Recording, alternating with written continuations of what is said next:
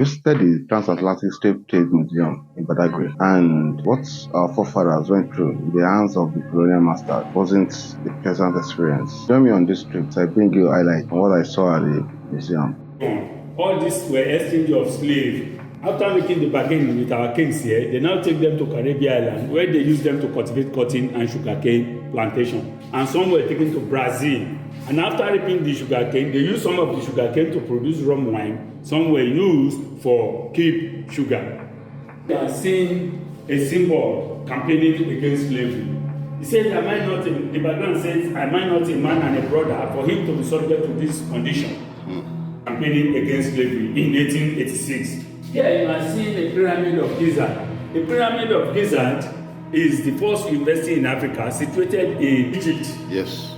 Here you are seeing the map shared into 4 different categories. We have the Sierra Leone here called Grey Coast. In those days, the white men go there to cultivate cotton, millet, rice, and also all grains they cultivated there. After reaping it, they take them to foreign country, rebag it very well for human consumption. They still bring it back to Africa for exchange of slaves. And the second category is known as Ivory Coast.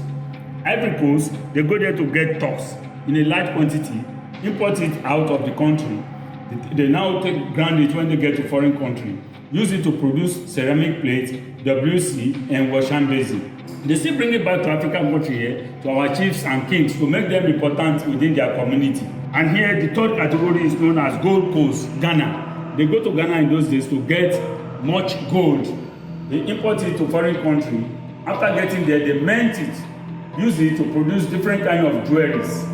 We have the earrings, the neck chain, the handring, and the bangles. Last and not the least is known as slave coast. I told you all this map were showing the West African coastal area. The last and not the least is Nigeria and Dahomey. Those two countries, they normally go there to get slaves in those days, exchange of slaves. And the slaves they use in those two countries are very, very industrious. The slaves they get from these two countries are industrious, they are hardworking. That is why the two countries, Nigeria and Dahomey, were known as slave coasts. You might have been hearing of Sahara slave trade quite a long time, more than 4 centuries before Africa. In those days, in African country here, we go to stream water to fetch water. We go to the stream to wash our textiles and plates. Gone are the days. Yeah, there is nothing like kidnapping. There is nothing like captives. You can see the picture is showing glaring here. You are seeing the Saudi Arabians. The Saudi Arabians were sold to slavery to a king of Egypt called Pharaoh. Now you are seeing his men, Pharaoh's men, loading the Saudi Arabians into the canoe down to the ship to unknown destination. You are seeing the sword. At the initial stage, at the introduction gallery, I make mention of some items brought here in exchange of slaves. You are seeing the sword. One of these swords equivalent to 15 healthy ladies, and one of these big guns equivalent to 30 healthy men. Here you are seeing the neck shackle from 1 to 100 in single file. Also by my right side here, 1 to 100 in single file. At the middle here is called ankle shackle. 1 leg of Solomon, 1 leg of Bartholomew, 1 leg of Paul, and 1 leg of Timothy. And at this point here, this round one you are seeing at the middle here, after perforating their lips, they use red hot iron to perforate their lips, and these were put and padlocked so that they won't be able to communicate with each other and they won't be able to rebel against their masters. Also here, you are seeing the king will now give this award known as slave warriors, or we call them hunters, slave hunters. Yeah, you are seeing them. The king will now give the gun, one of these day gun, to the slave hunters, the head of slave hunters. Now they go to far interland.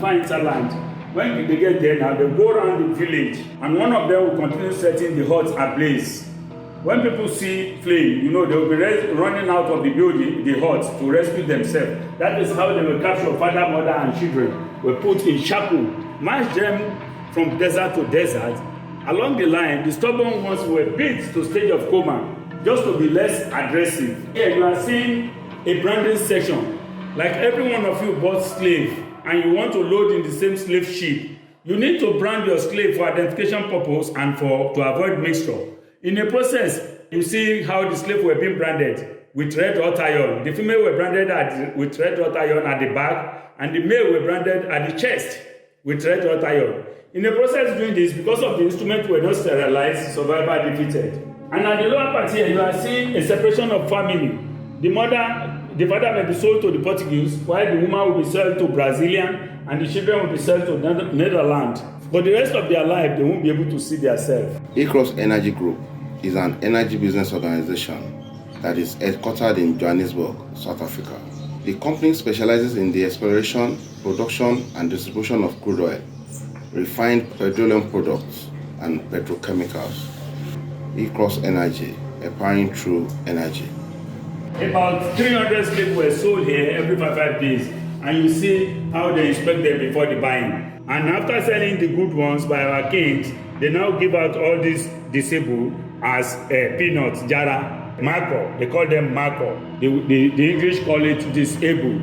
This is how the slaves were being mashed, and you are seeing the barracoon. A barracoon is a slave cell where slaves were kept in the form of cattle ranch in those days. You are seeing how where slaves were kept. It has no shelter. We have the Prince Henry Navigator here. We have Captain John Hockey and Felix Diazunza. This man from French, this man from British, and this one from America. And also here, man from Portuguese here, called George Premigo. George Premigo later died here in Badagry, and he was buried beside the present Akran's Palace here in Badagry. You are seeing his tomb, the grave of George Premigo. Here you are seeing it in the picture. This is his grave. Now, and the taxation taxpayer by the slave facilitators in England then were used, the money were used to equip this town to taste. This is, you are seeing Bristol in England. We have the slave drinking bowl here. You are seeing the slave drinking bowl. Yeah, the slave wake up 6 a.m. in the morning, they fetch water into this bowl in full before they start their lawful duty. They work for 18 consecutive hours daily, the slaves, from 6 to 9 p.m. and they have only 15 minutes to eat and rest. One spare meal daily. Yeah, in the time when it gets to the time to take water in this bowl, they are not giving cup. They use their mouth to suck water in this bowl, while their hands are handcuffed behind. In the process, struggling to get the water, because if the water goes down and they cannot be able to get water anymore, you are on your own for that day till the next day. So, in the process, when they were struggling to get this water, these objects injure some of them at the mouth or the neck, so they have no option. They still take it. The blood goes into the water. It's still liquid. Now, this very building you are seeing the building, the materials used for building the building, red pump bricks. All what they used were imported from Liverpool, England then. The building, the administrative build job was commenced in 1863 by Frederick Lord Lugard. From 1863 to 1958, 2 years before our independence, before they evacuate out of this building. And this is their cell where they keep their valuable documents and cash.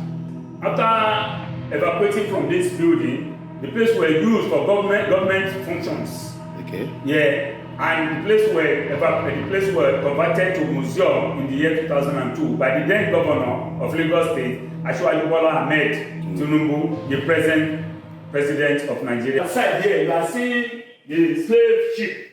It has a 2-deck. The upper deck is for the slave master where he went and died. The lower deck is for the slaves, where they were piloted in form of sardine. They lie down facing up for about 3 to 4 consecutive months. They defecate there and urine there. Anyone that died, they quickly drank it into the Atlantic Ocean for the fish to eat, so that it will not contaminate the deck for others. You are seeing the cargo gun. This cargo gun represents 40 healthy men. These ones are known as domestic slaves. They work at home with their masters. Okay.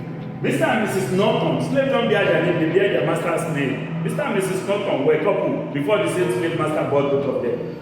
And after buying them now, they castrated Mr. Norton so that they will not have affairs with the woman anymore. They now use him for laundering work, while the woman did all woman activities at home. And at times, the white man crossbreed with the female slave. The female black slave here, and these are the children she gave birth to, white and black slave. You might have been hearing of black Negro, half caste, or this and that hair. These are the results. Yeah, why does the white man do this? They intentionally do this in order to have an additional slave in their possession to reduce their stress from coming to Africa as time goes on to get slave. We are seeing those who work in sugarcane plantation. They are part of the field workers. Yeah, you can see, for them not to eat the sugarcane and run their master to death, they normally put a mouth guide on each of the slaves who work in sugarcane plantation as to guide them from eating the sugarcane. Yeah, you are seeing the children those black gave birth to, yes, majority of them. You are seeing them anti-slavery meeting. They were fighting for this right till when it was 1840, it come to pass in North America. Slave trade stopped in North America. Now it later stopped in 1860 in South America, finally. So you are seeing this group of them called William Wilberforce, Elida Iguala, Gabriel Sharp, Marcus Garvey, Martin Luther. All these, they were a group of slaves who fight for the human rights activists called human rights activists. Look, including Harriet Tubman, this woman, and also Nana of Ghana too. This is also a returnee. This is Bishop Ajayi Crowther. You might have heard of him in First Story Baby. Yes, he's a returnee too. He was sold to slavery. And this man too was called Candido Garocha, a Brazilian architectural design worker. His master who teach him how to put on Brazilian architectural design work. Yeah, he's a returnee. When he returned to Lagos, he put this structure. This is CMS Cathedral Marina, Lagos. And this is Shita Central Mosque, Surulere, Shita Bay. And this is Holy Cross, Obalende. He was the Brazilian architectural design worker who put on the structures. And also here in Badagry, this building collapsed in the year 1995. You are seeing the Zangbeto masquerade used for cultural events and for vigilante in the night. Okay. You are seeing the artwork behind you here. And also here you are seeing the saddle draw used for royalty. When a king is about to be crowned in all Egun community and town, yes, this is used for royalty. When the king was about to be crowned in Badagry or Egun community. I understand. Yes, and it's normally drawn by orphans as to cultural rights. It's normally drawn by orphans. You are seeing the drumming stick with them. Yes, that is the artwork behind you there. This is the Zambeto here, on ground here, and that is the saddle draw used for royalty. Yeah, welcome back. You can see it. That is all I saw at this Transatlantic Slave Trade Museum here in Badagry. I will take you to the Relic Museum where you see the replicas of those things, those irons used on our forefathers, slaves, and I will take you to point of no return.